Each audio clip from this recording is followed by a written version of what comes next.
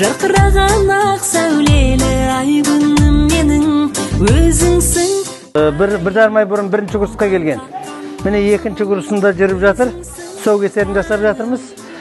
Біраз енді левостранный гемопарез бар, бұйырса білінбей жүріп кетеді. Осы екі балапанымыздың мұнда Айзере Ибрахим Абай атасының атын берген.